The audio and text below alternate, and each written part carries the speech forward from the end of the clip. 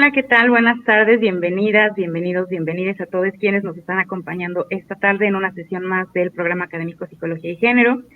El día de hoy tenemos una invitada de lujo, una mujer que yo admiro tremendamente, que ya había estado ahí un ratito viendo cómo la convencía para que viniéramos y entonces hoy en el marco del Día Internacional de la Mujer y la Niña en la Ciencia, que es el próximo 11 de febrero, pues tenemos aquí a la fantástica Mariana Carvajal Rosas. Les cuento un poquito de ella. Ella es profesora, es escritora y es promotora cultural. Ella es originaria además de Veracruz. Su formación académica es licenciada en Lengua y Literatura Hispánica por la Universidad Veracruzana y además es maestra en estudios de la cultura y la comunicación por la Universidad Veracruzana. Tiene algunas publicaciones, El clon en el cine de ciencia ficción contemporánea y La mujer violeta, además de que pues es la coordinadora de este fantástico proyecto llamado Círculo de Ciencia Ficción Sisigias. Mariana, muchísimas gracias por estar con nosotras el día de hoy. Te agradecemos en verdad que nos vayas a compartir hoy una plática fascinante que tú decidiste titular Los sueños eléctricos de Mary Shelley, el nacimiento de un género. Mariana, ¿cómo estás? Cuéntanos un poquito de pues esta charla antes de que entremos de lleno con ella. Hola, ¿qué tal a todos? Diana, muchas gracias por invitarme. Bueno, pues Mary Shelley me gusta mucho, es un personaje que todo el mundo ha escuchado nombrar, bueno, que es muy famosa, se sabe que escribió Frankenstein, como que está en boca de todos de alguna manera, pero hay algunos detalles de su vida que son desconocidos y que me gustaría abordar en esta charla, más que nada sus obras siguientes, su perspectiva feminista al momento de retratar personajes femeninos, al tratar de resolver conflictos sociales, ¿no? Ella siempre abogaba por la comunicación, por la familia, como que era una persona muy emocional y muy decidida, que trataba de divulgar la inteligencia emocional entre las personas, ¿no? Y bueno, su labor como editora. Entonces me gustaría ahondar un poquito más en la vida de ella y bueno, pues simplemente que ustedes la conozcan, que valoren la aportación que ella nos hace a la ciencia ficción y a la literatura y ya, charlar y conocer a todos los que nos están escuchando, pasar un buen rato, ese es mi objetivo. Perfecto. Igual dejamos en los comentarios el espacio abierto para que pues nos puedan hacer sus preguntas, mandar sus saluditos, dejar ahí sus reflexiones y que las podamos ir checando al final de la sesión. Entonces, pues, te dejamos con la presentación. Mariana, vamos platicándola conforme vaya avanzando y pues te escuchamos. Muy bien. A ver, la comparto.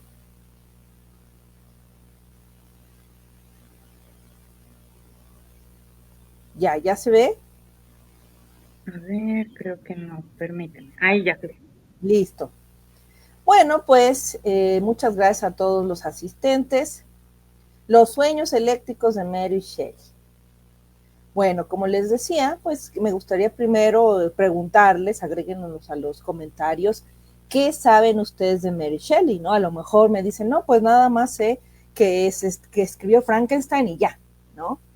Bueno, entonces, algunos datos biográficos de Mary Shelley, sin ahondar demasiado, a lo mejor más al rato que nos dé tiempo, platicamos un poquito más del chismecito literario de esta mujer. Y bueno, ella, su nombre original es Mary Wollstonecraft Shelley. Bueno, Mary Wollstonecraft nació en 1797, murió en 1851. Fue una novelista inglesa que en su momento sí fue reconocida por Frankenstein, después no fue famosa como tal, porque al ser mujer no era tan conocida. Su esposo llegó a ser más famoso en parte por el trabajo de divulgación que ella dio. Fue autora del libro de Frankenstein, que fue publicado en 1818. Es considerado, esta novela es muy importante porque lo que es parte como del conocimiento más general de ella es que esta obra inaugura oficialmente el género de la ciencia ficción No es que haya sido la primera obra que abordara temas similares, hay muchos antecedentes de obras conocidas como de protociencia ficción, pero ella introduce este concepto del científico loco y era un momento histórico en el que el desarrollo científico se estaba popularizando, había presentaciones científicas, disecciones públicas, demostraciones de Galvani ahí jugando con los cadáveres y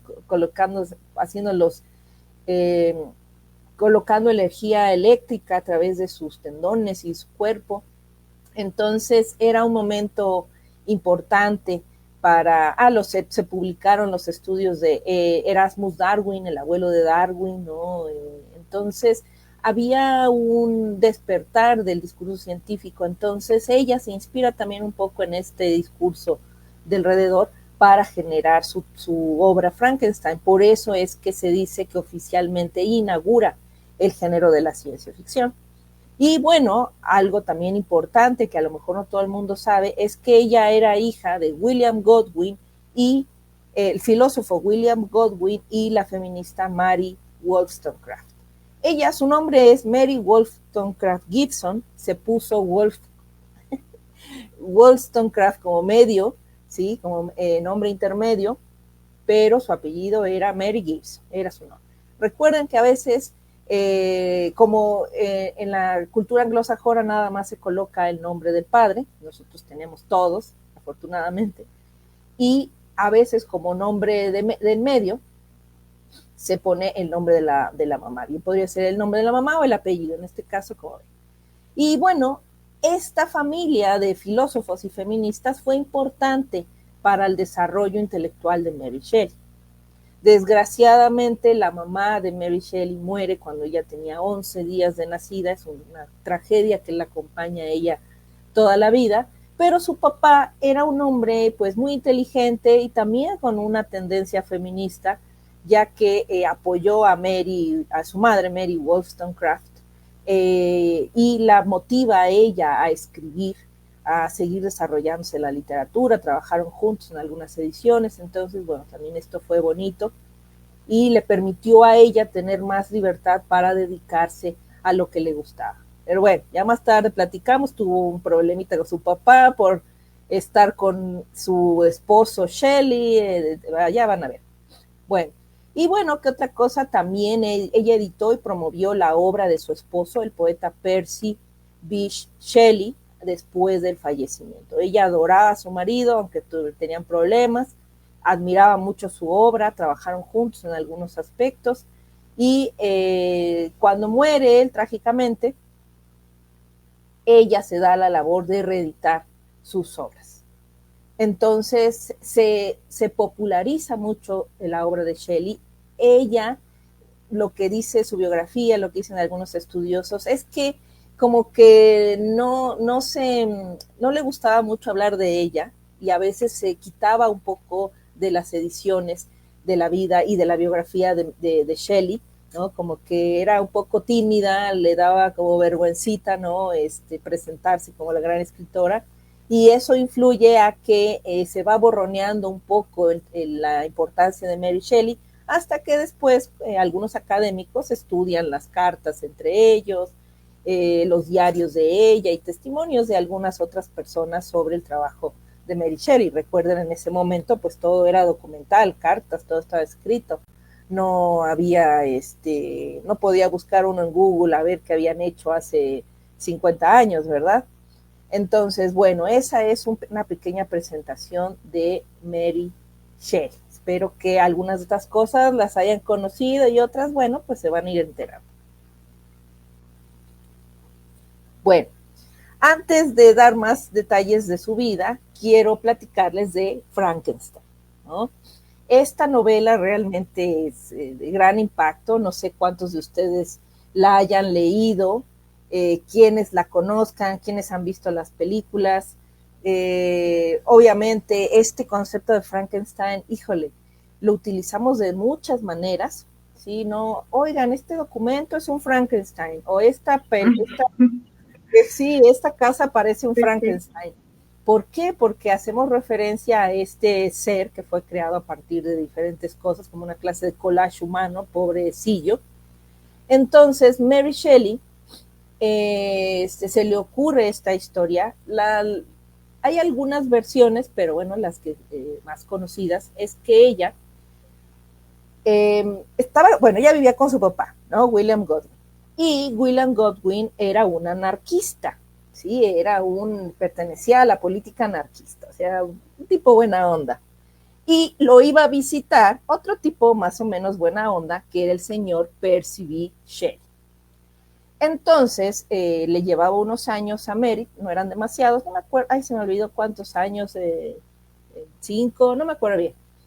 Entonces iba a visitar al papá de Mary, Godwin, y platicaban, ya saben, las tertulias y todo, intercambiaban ideas filosóficas. También Percy tenía algunos idealismos políticos, y ahí es cuando se va enamorando de Mary Shelley, empiezan a coquetear ahí.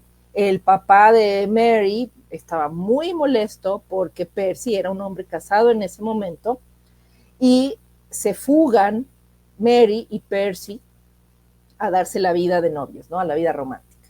Entonces, pasa un rato, esto fue alrededor de 1814, 1815, se escapa con él, porque su romance ahí inició en la casa de su papá, ya se escapa, y dan la vuelta, están de paseo, escriben unos diarios juntos, unos diarios de viaje, que son viajes, es un diario muy interesante que habla de filosofía, un diario de viaje, ¿no? En donde hablan de sus aventuras para llegar a tal lugar, que no tienen dinero, hablan sobre autores que leen. Entonces es un diario muy bonito que hacen junto, algo muy romántico, digamos, y obviamente nos encontramos en el romanticismo literario. Recuerden, romántico de amor y romántico literario son dos cosas distintas, pero bueno, se parecen.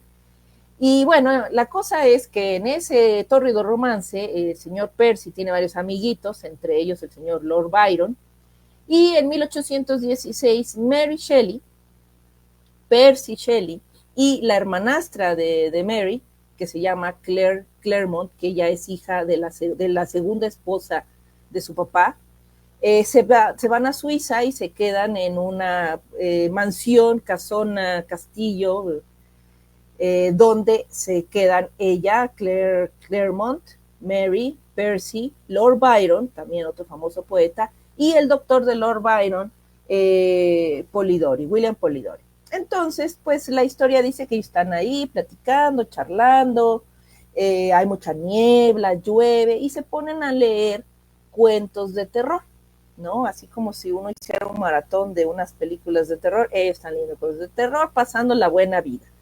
Y al señor Lord Byron pues se le ocurre decir, oigan, vamos a hacer nuestros propios cuentos de terror y contárnoslos, ¿no?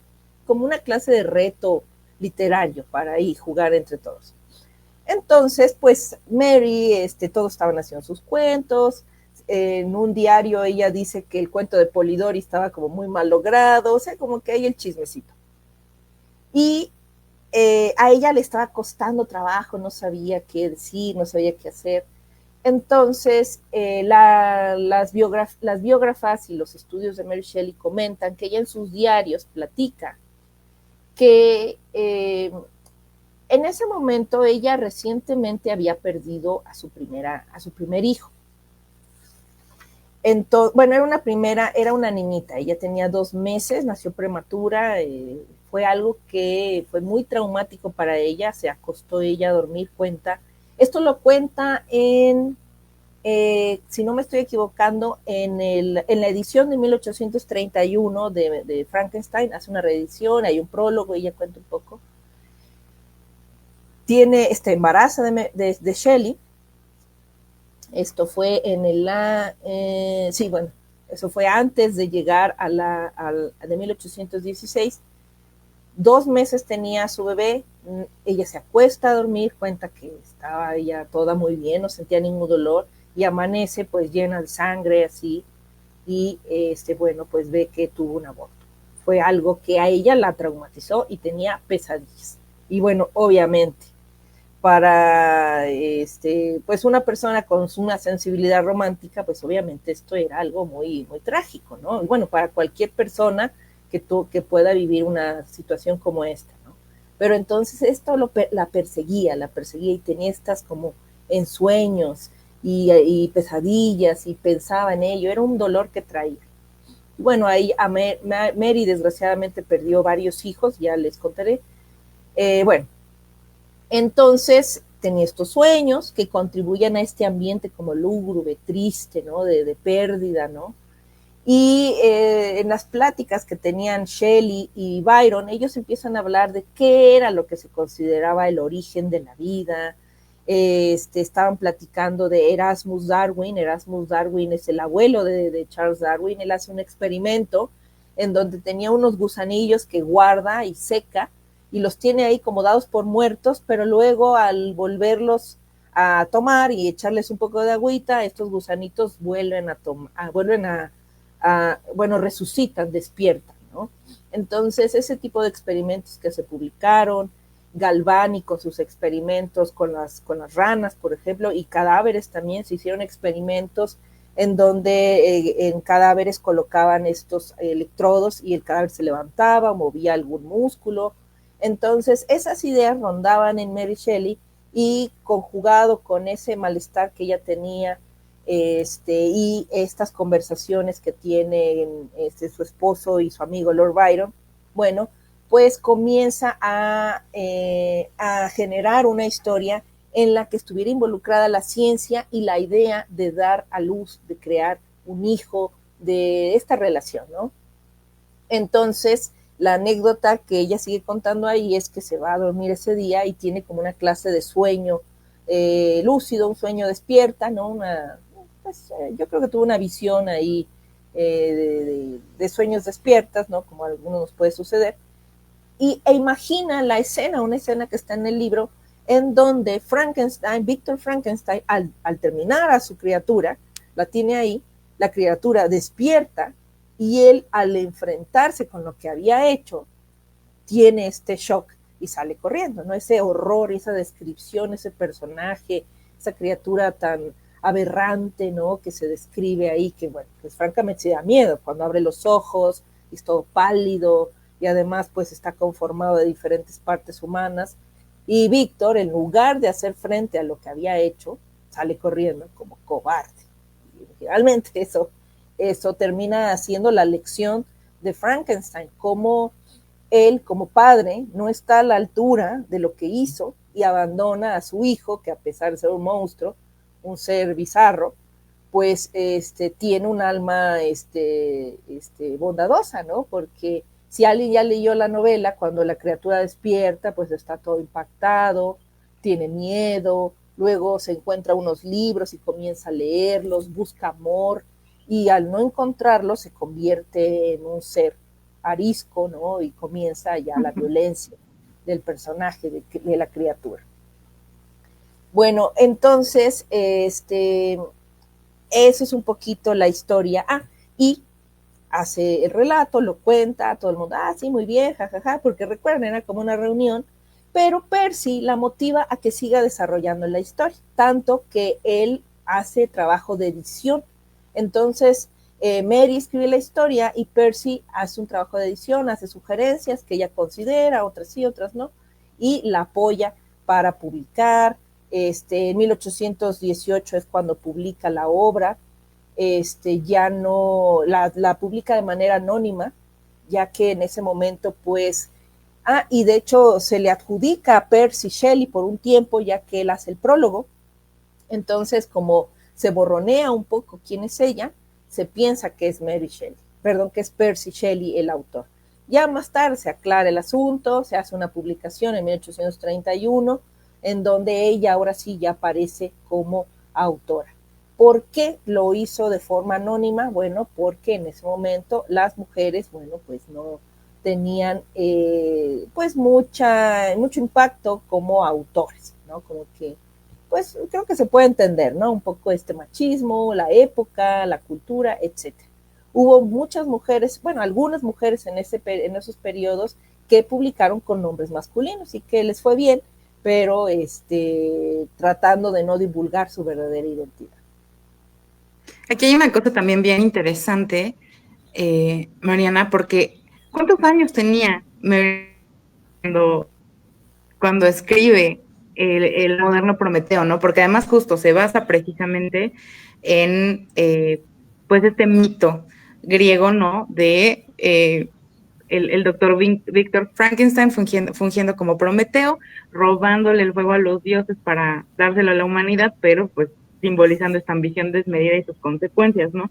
Pero imagínate todo lo 19, intrincado, 19 lo años. fantástico de esta historia para que una chamaca, ¿no? O sea, de entre 16 y 19 años, estuviera como ideando esta historia y que justo como nos mencionabas hace rato, ¿no? O sea, tenía mucho que ver con esa parte de las ansiedades, como dicen en el comentario, ¿no? Las ansiedades sociales que existían como en ese momento alrededor de pues todos los avances científicos, médicos, de la época, ¿no? Entonces es una cosa muy, muy, muy fantástica esto que nos compartes, como para darnos un poquito más de contexto de quién es Mary Shelley como persona, ¿no? Y qué fue lo que llevó justamente a esta primera historia, que originalmente dices que la pensaron como esta actividad entre amistades de escribamos algo aterrador, ¿no? Y entonces se genera, o sea, se gesta un nuevo género. Sí, y ella, bueno, ni en cuenta, no supo que gestó un nuevo género realmente. Pero Claro. sí, ella es una persona joven, y también algo que es importante, porque sí se desacredita, ¿no? Ay, ¿cómo fue? Lo escribió Lord Byron, lo escribió Shelley. ¿Por qué? Porque es imposible. A los 17 años, los escritores malditos estaban cambiando la literatura, porque una mujer de la misma edad no podría hacerlo. Pero bueno, ella era una persona que culta, porque su familia era culta, había muchos libros, su papá lo dice también, que ella tuvo una educación muy diferente a la de muchas mujeres de la época, que aunque no pudo él pagarle una escuela, él la educaba, le enseñó muchos textos, además de que escribía desde chiquita. Algunas colaboraciones de cuentos para niños hizo con su papá. Entonces no sale de la nada, no es que se le haya ocurrido así nomás, ya era una persona que le gustaba la escritura y previamente a 1816, a este momento, había escrito con su marido un diario de viaje, ¿no? Y bueno, entonces entender un poquito más de este contexto nos hace darnos cuenta que sí, era posible, lógico, que ella escribiera esto. Y Percy tampoco era una persona que dijeras, ay, si lo escribió ella, se lo voy a... Digo, no era una persona como que si lo escribí yo, le voy a dar el crédito a ella, no. O sea, no, para nada. Además, él era poeta, él escribió otro tipo de cosas, pero sí la ayudó. Es decir, afortunadamente también Mary tuvo gente a su alrededor que pues la apoyaron, ¿no? Como pues de un igual a igual, ¿no? Bueno, cuando se fue con su Percy casado, sí se enojó su papá y le dejó de hablar un buen tiempo hasta que se casó con él. Pero bueno, eso pues creo que pues lo sintió como traición de ella y de su amigo. Imagínate, te llevas a la hija de tu amigo así, ¿no? Bueno, entonces eso fue parte importante de cómo nace esta novela y de ahí la republicación y cuántas veces no se ha adaptado este texto. Entonces realmente el trabajo que ella hizo pues fue importante, ¿no? Y hecho realmente con mucho amor porque obviamente no tenía ella la idea de lo que iba a suceder. Bueno, un poco de su vida familiar, son muchos detalles, ¿no? En ese momento sí me sorprende cómo pues se tienen que casar, se viudan, se tienen que casar, heridan a todos los hijos, en ese momento había muchos hijos. Entonces, su mamá, Mary Shelley, Mary Wollstonecraft, ella escribe un tratado feminista muy importante. Ella ya tenía una hija que se llamaba Fanny Imlay, pero esta hija era ilegítima de un politiquillo ahí. Entonces, cuando se casa con Godwin, pues son mentes afines, son los dos intelectuales. Desgraciadamente les digo, Cuando nace Mary Shelley, la mamá se enferma de fiebre puerperal y muere a los 11 días del nacimiento. El papá de Mary hace un trabajo para recopilar el trabajo, hace un trabajo editorial para dar a conocer la obra de su esposa. Así es como Mary la lee, la conoce y la idolatra, ¿no? Por eso toda su vida también es una presencia en su corazón, ¿no? Porque nunca la pudo conocer. Entonces tuvo a Fanny, estaban ahí de hermanastras. Fanny, desgraciadamente, hay muchas desgracias aquí, así es que, bueno, Fanny nunca se sintió como muy bien en la familia, se va luego con otro familiar, no le va bien, se escribe con Mary después de que ella se fue de la casa, pero más adelante en la historia ella se suicida y también es algo que a Mary la lastima y que ella incorpora en sus textos. Bueno, entonces esta familia de Fanny y Mary y William y todos se ve ensombrecida con la muerte de la mamá de Shelley, y después de un tiempo se vuelve a casar William Godwin con Jane Claremont, y ella, Claire Claremont, también tiene otras hijas, entre ellas es Claire Claremont. Esa es la hermanastra de Mary Shelley con la que viaja a pasear en este encuentro literario, ¿no? Entonces sale con ella y no se lleva muy bien con ella, pero de todos modos se van de paseo juntas. Bueno, entonces, ¿qué más les quería contar para no comerme todo el tiempo? Es que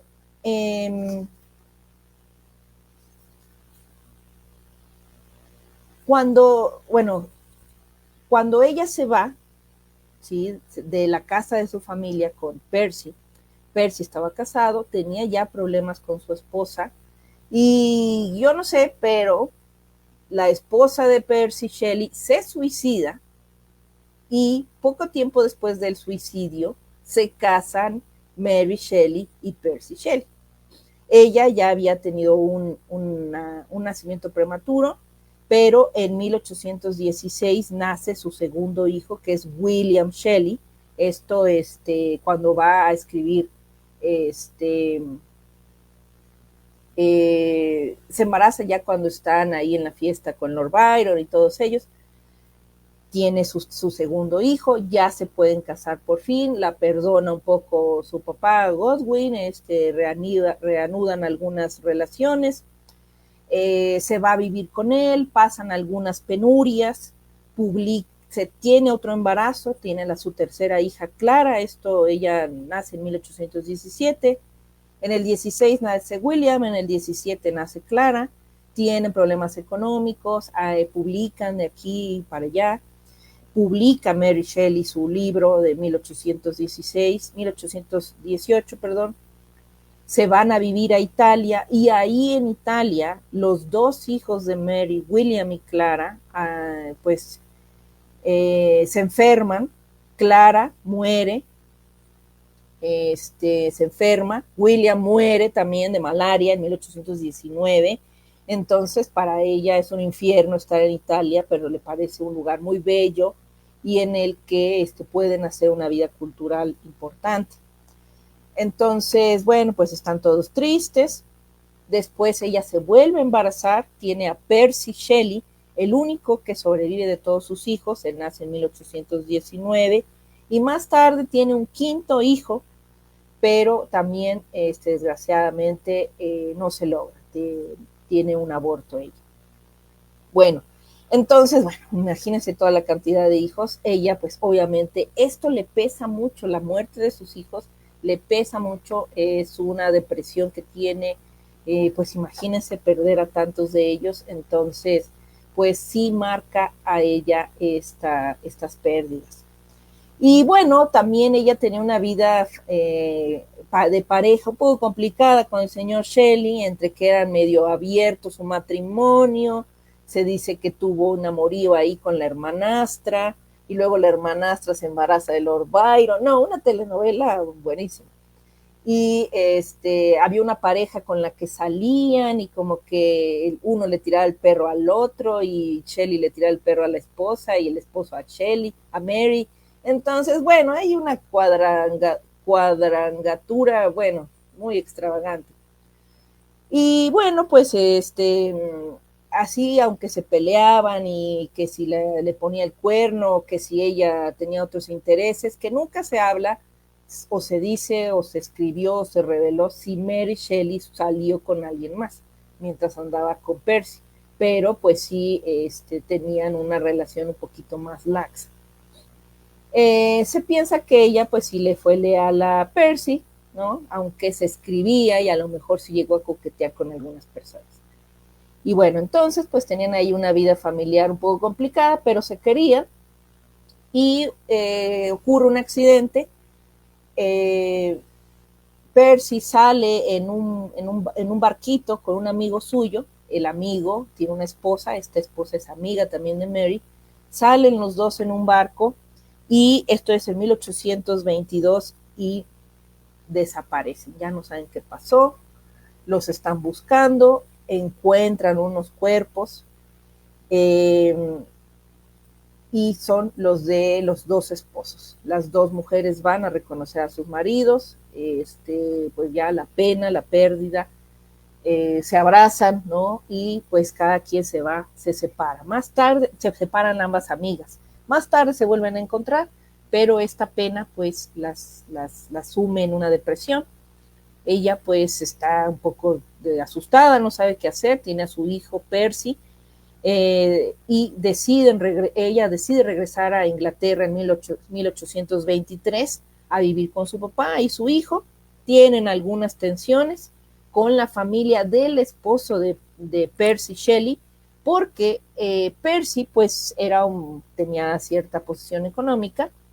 De hecho, cuando muere el abuelo de Percy y hereda un poco de dinero, pueden salir de algunas deudas, pero bueno, al morir Shelley, el dinero lo tiene el padre de Percy y la tiene muy restringida, le da un poco de dinero, pero así como que le caía gorda realmente, y le prohíbe que publicara cualquier cosa biográfica de Shelley porque no quería que quedara en mal, ya que se había deshonrado un poco al ser casado y tener un amante, que era Mary. Entonces, bueno, hay estas dificultades. En algún punto, pues ya fallece también el papá de Percy Shelley y ya heredan pues más dinerito y ya pueden estar más holgados Percy y Mary. Bueno, ¿qué otra cosa? Luego se va a otra ciudad de Inglaterra en 1824, se reencuentra con Jane William, esta esposa del amigo de Percy con el que muere ahogado, ¿no? Desgraciadamente. Quién sabe qué pasó, piensan que les agarró la tormenta. Bueno, agarró una tormenta, pero igual iban medio tomados, entonces fue uno de esos accidentes así terribles. Bueno, entonces Percy, su hijo, sigue creciendo, se casa. En 1836 muere el papá de Mary Shelley, también un golpe fuerte para ella. Y en 1848 es que se casa su hijo, se lleva bien con la nuera, viven juntos, se reeditan algunas obras de Shelley, el hijo también más tarde reedita obras de su mamá, etc. Bueno, entonces, después de la obra, bueno, me voy a seguirle. Después de la obra de...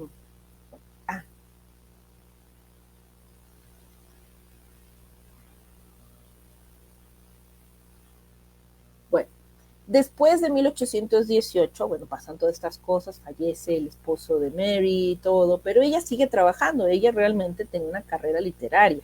Su esposo también la motiva a que siga con su carrera literaria. Entonces, hay varias obras que ella publica. Estas son algunas de ellas, además de que tiene relatos cortos. Por ejemplo, yo tengo un libro de relatos cortos que encontré en una librería de viejo. Este es bilingüe, está muy bonito, son 2 cuentos. Bueno, Tiene, por ejemplo, Valperga, de 1823, que es una novela histórica sobre el conflicto entre ambición y amor. Ella se inspira en el texto de novela histórica de Ivanhoe de Walter Scott, o en la obra de Walter Scott. Tiene otra obra también de ciencia ficción, The Last Man, de 1829, que es una novela apocalíptica sobre una plaga que destruye la humanidad. Tiene un texto, bueno, aquí le puse luego el nombre corto, otro texto, Perkin Warbeck, que es un relato sobre la figura histórica que reclamó el trono de Inglaterra, le gustaba la historia, había mucho de esto. Lodore, que explora la educación de las mujeres y las dificultades de las viudas. Wagner, novelas sobre la redención y la relación entre padres e hijos. También, bueno, esta es una sinopsis así toda simplona, ¿verdad?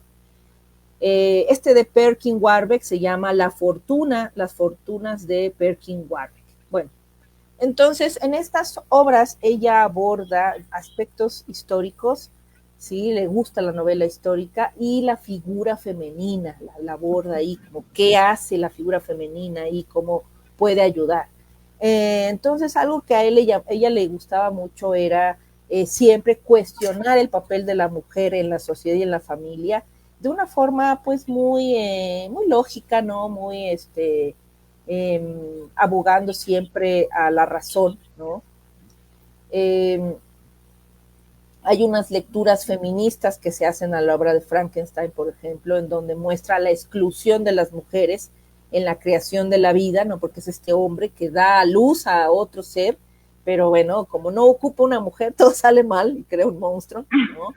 Además de que el personaje el femenino, bueno, no trata mal a los personajes femeninos, o sea, tampoco creo que como el foco es la creación, ¿no? Víctor Frankenstein no era una persona mala ni trataba mal a las mujeres, pero sí podemos ver que el personaje femenino pues es como su prima, se enamora de ella y al final termina siendo como un objeto que la criatura ataca para hacerle daño al creador. Entonces sí se ve un poco ahí esa crítica a qué pasa cuando un hombre crea a un ser humano sin la intervención femenina. Les digo, esta es una lectura feminista desde mi perspectiva. Sí se puede interpretar, pero el foco realmente es Víctor Frankenstein, su ambición de saber, alguien que con buena intención al final comete una cosa aberrante, ¿no? Comete un pecado también, y las consecuencias en el ser creado, que no tiene la culpa, que es inocente realmente. Sí. En Last Man representa la fragilidad de un mundo dominado por los hombres y el valor de la empatía femenina. Siempre pone la emoción femenina como algo que puede lavar, ¿no? Ayudar, mejorar la sociedad en la que vivimos, pero no nada más, como que las mujeres somos las salvadoras, sino motivar a los personajes masculinos a repensar también la manera en que resuelven sus problemas. Esos son textos bonitos. Luchó contra las restricciones sociales para las escritoras y promovió los ideales de su madre feminista. Les digo, como ella la leyó y su padre también motivó el estudio del trabajo de su madre Wollstonecraft, ella pues lo siguió manejando. De hecho, hay una anécdota en la que, por ejemplo, tuvo un pretendiente que era John Howard Payne, un actor norteamericano. También ahí tuvo relación de amistad con Washington Irving. John Howard Payne le está tirando el perro. Ella pues le dice que no, que como ya se casó con un genio, que era Shelley, ya no quería vivir con otro más.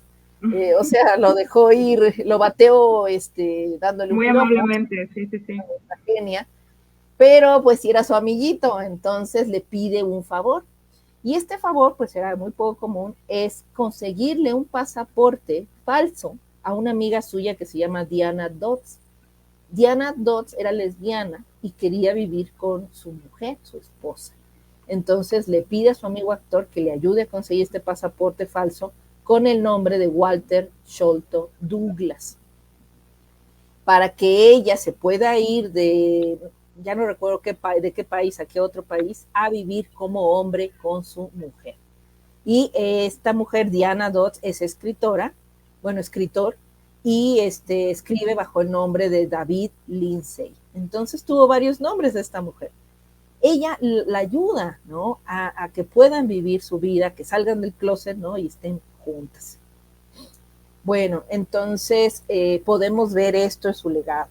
También otro aspecto de la vida literaria de Mary Shelley es que ella escribe para una enciclopedia muchas biografías de hombres y mujeres famosos del momento, ¿no? Es una enciclopedia así como si trabajara para Wikipedia o algo así, en portugués, en inglés, en alemán, escribe. Eso es lo que le da también dinerito a ella, es parte de lo que le ayuda a sobrevivir y tiene un enfoque muy particular en, bueno, un estilo para escribir las biografías, ¿no? Eso también es parte de los estudios académicos que se hacen de Mary Shelley, el estilo que tenía ella para biografías, y se comenta que era ella muy buena biógrafa en ese sentido.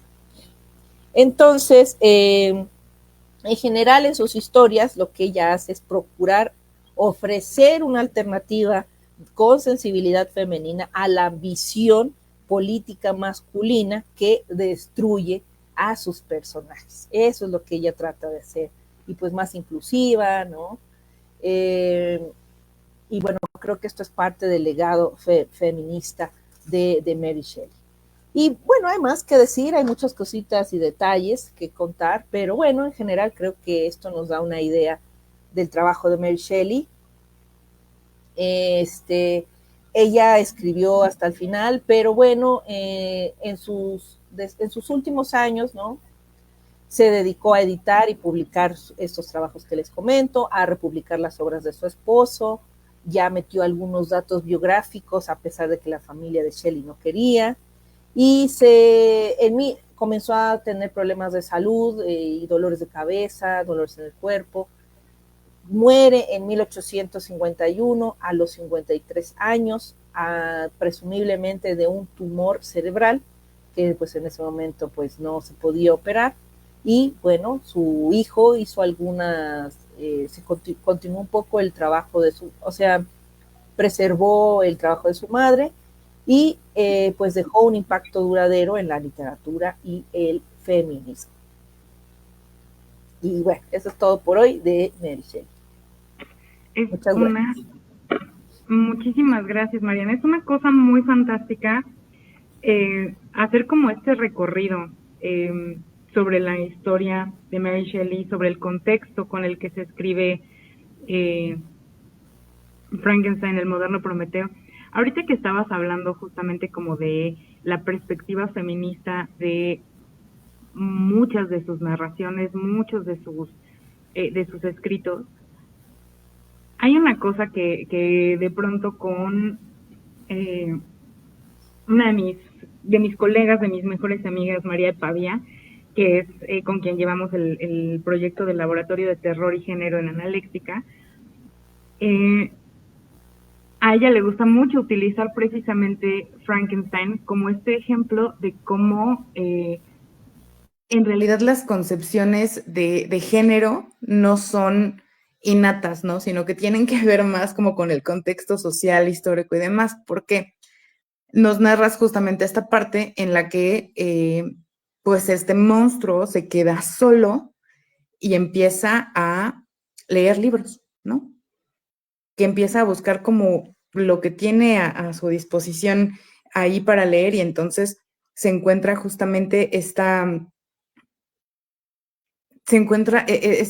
narración de la Biblia, ¿no? Del Edén y de cómo se empieza a identificar a sí mismo con Adán, ¿no? Como el primer hombre y demás.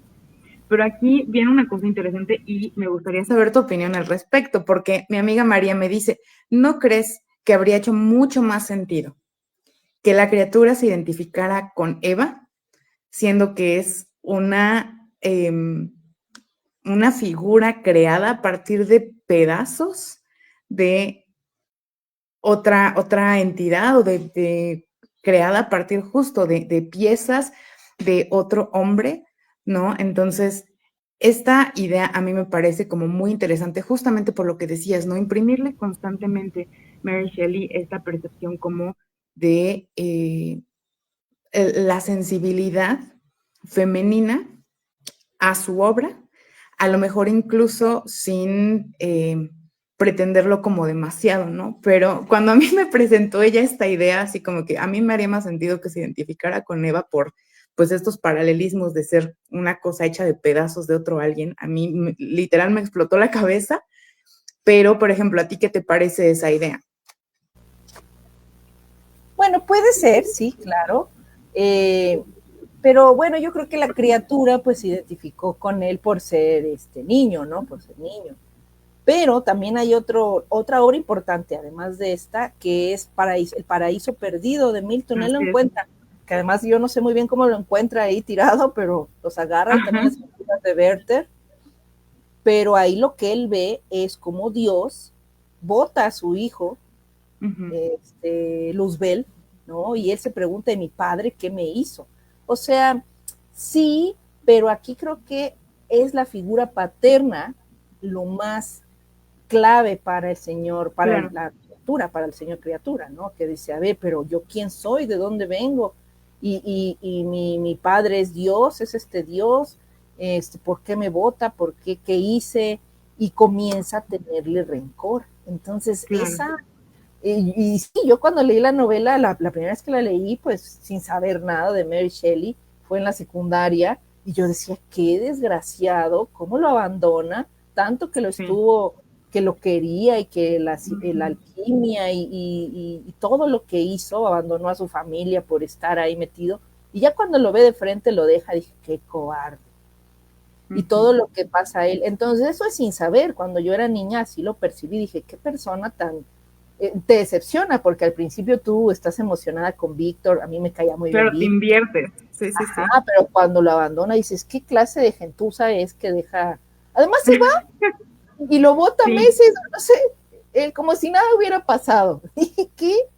Entonces, yo creo que se enfoca más en eso. Igual, sí, como dice tu amiga, pues puede ser una lectura, pero creo que ahí la presencia, la no presencia, la ausencia del padre, eso es lo que pesa más en la vida de la criatura. Y él hasta aprende a hablar, o sea, imagínate lo inteligente que era.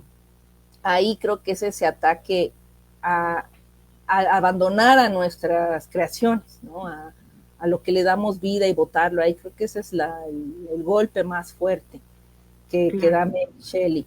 Y bueno, obviamente todas las cuestiones románticas del género de la ciencia ficción ahí naciente, eso también es parte de ese estilo literario porque igual pudo haber sido algo mágico, ¿no?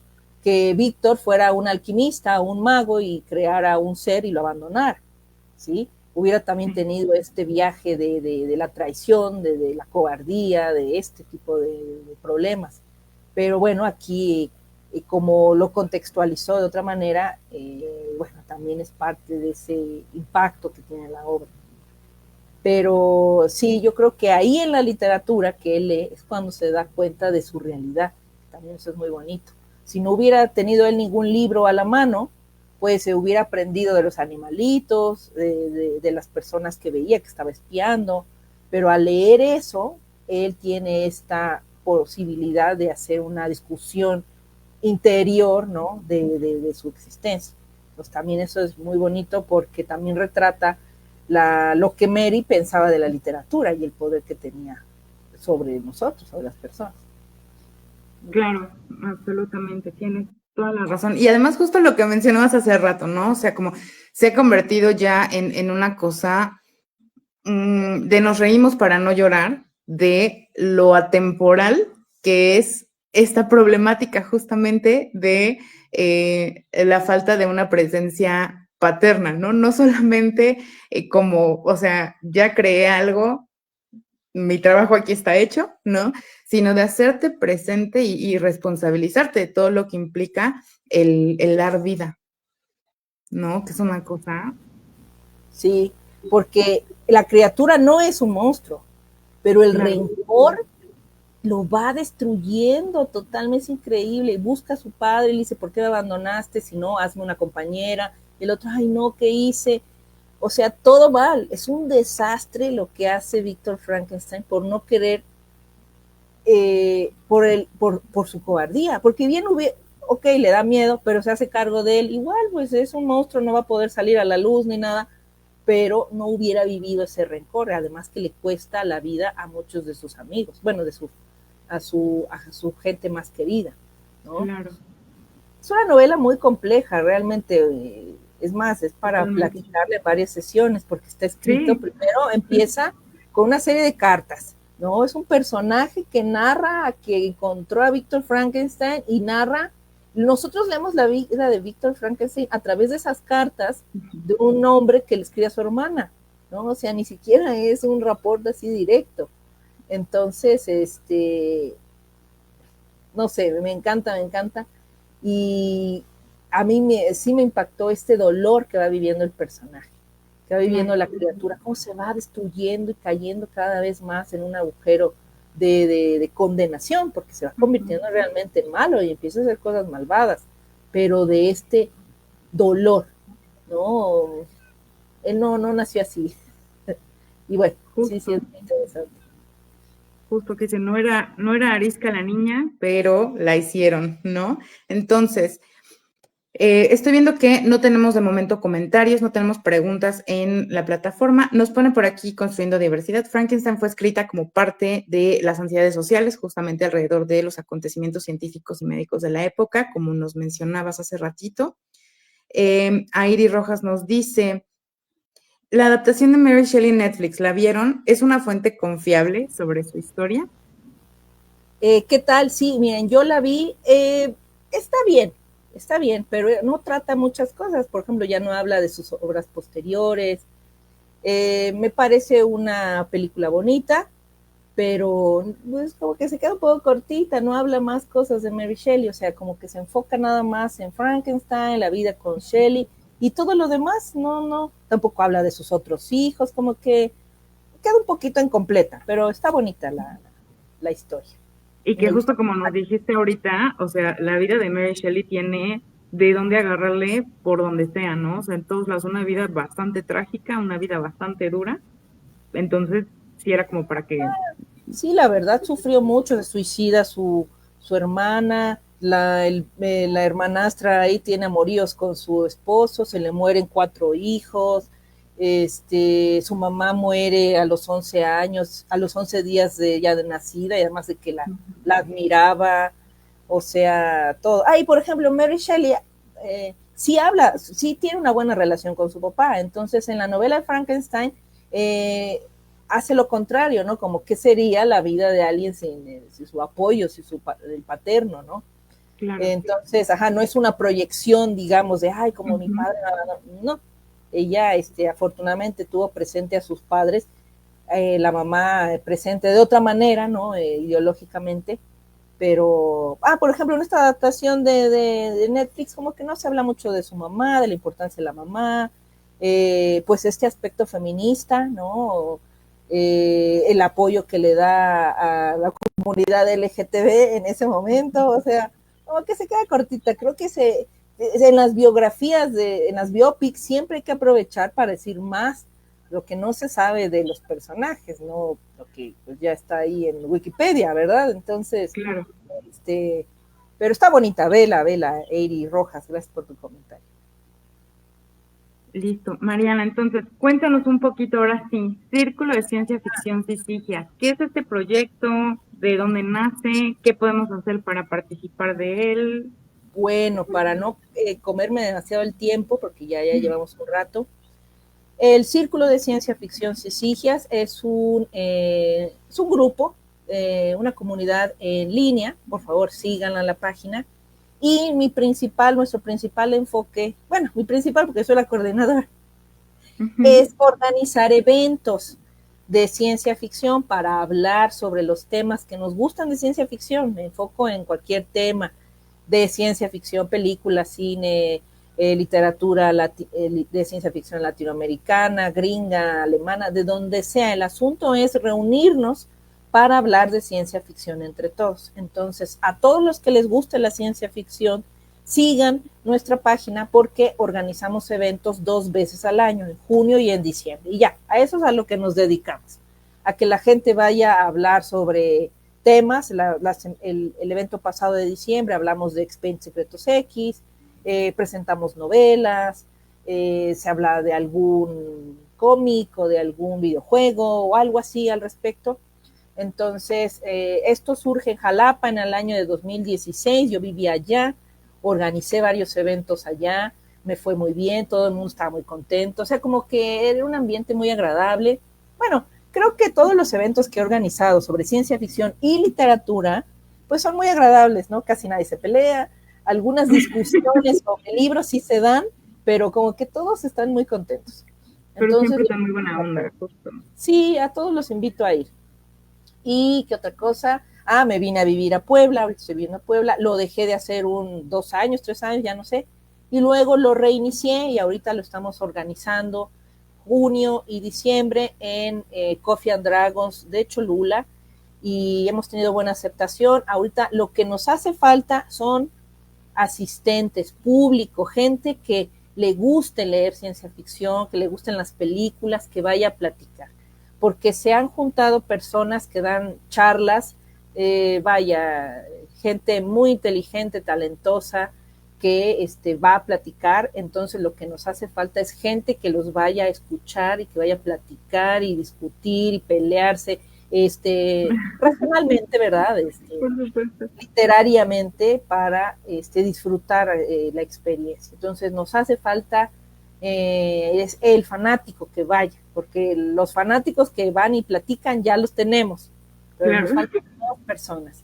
Y hay chavos que han ido como asistentes y ya luego se animan a presentar su tema, gente que hace una tesis de ciencia ficción, la presenta, una novela la presenta, o organizamos alguna mesa de diálogo sobre Rick and Morty, Expedientes Secretos X, que quiero hacer una de Star Trek y Star Wars, pero a ver, que se junte la gente, porque luego ahí me abandonan.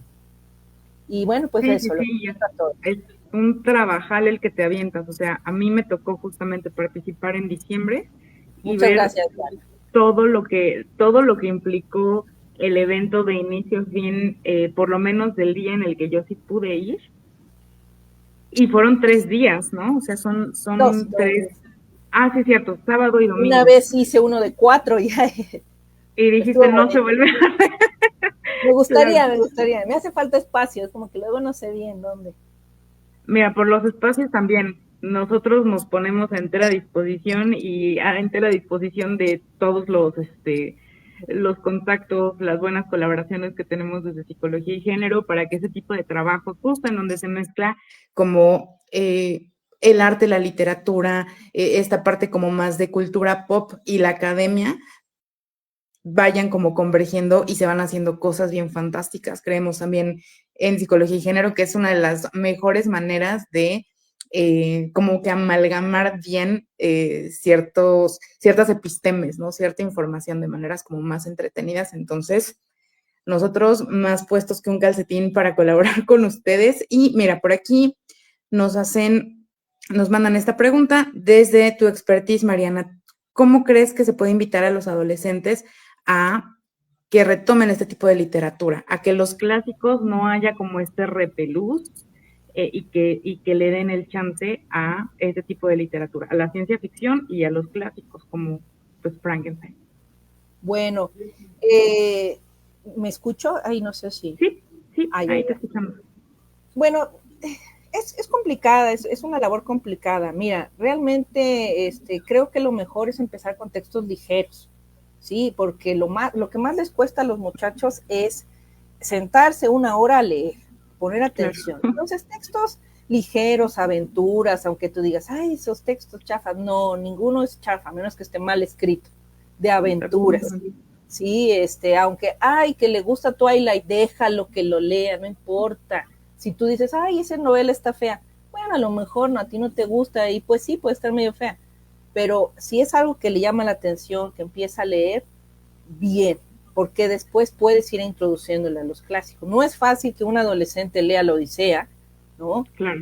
Mary Shelley, el Frankenstein está complicado, porque tiene otro ritmo, otro tipo de personajes, otros diálogos que no entienden. Por ejemplo, algo que vi recientemente de la película Nosferatu, Es que decían la gente, ay, está muy aburrido. Y yo fascinada porque tenía este diálogo romántico total. Sí. Los personajes exagerando y el drama y estas cortesías con la esposa del otro, en lugar de decirle, señor, está usted loca, me está destruyendo la familia, ¿no? Claro. Pero ese ritmo, ese estilo de gótico romántico, pues es antiguo. Y a lo mejor alguien que es adolescente dice, ¿eso qué? Qué aburrido. Y le pareció una cosa alienígena.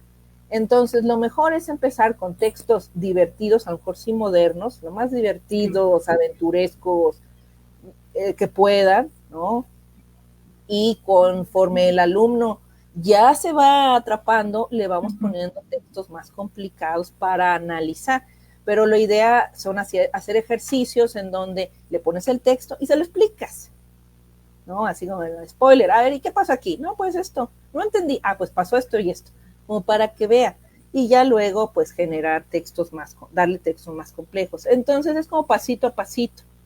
También depende lo que el adolescente o el grupo lee, a lo mejor es un grupo que sí está acostumbrado o alguien que jamás ha leído algo, entonces es hacerlo con amorcito, más que nada, con amor. Estoy absolutamente de acuerdo. Creo que esa es la mejor manera de resumirlo, ¿no? O sea, el con amor, porque de ahí viene la paciencia, viene el me voy a poner a buscar textos específicos, que les recordamos que aquí en Psicología y Género justamente es parte de las actividades permanentes que tenemos, los análisis literarios, los análisis cinematográficos, proponemos libros que nosotros les proporcionamos y nos reunimos en una sesión, ahora sí, para sacarle toda la carnita y reflexionar colectivamente qué fue lo que entendimos, qué fue o qué es lo que sacamos de estos diferentes géneros, de estas diferentes pues propuestas que nos vamos encontrando, ¿no? Que además esto que mencionas de incluso algo que sea moderno, me parece también,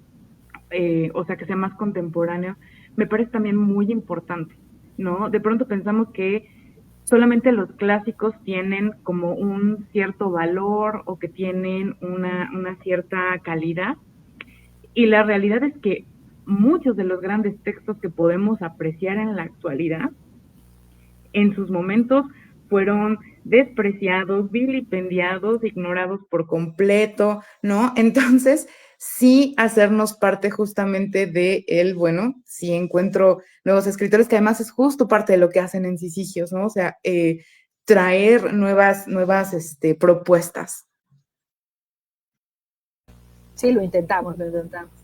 Sí, Es una eso, cosa muy hacerlo con amor. Queremos que ellos lean, entonces, ¿por qué tienen que leer a fuerza lo que queremos? Obviamente, los textos clásicos son una maravilla y una fuente de éxtasis, casi, pero el asunto es que lean, el objetivo es que lean a los clásicos o que lean, ¿no? Entonces, mejor que lean.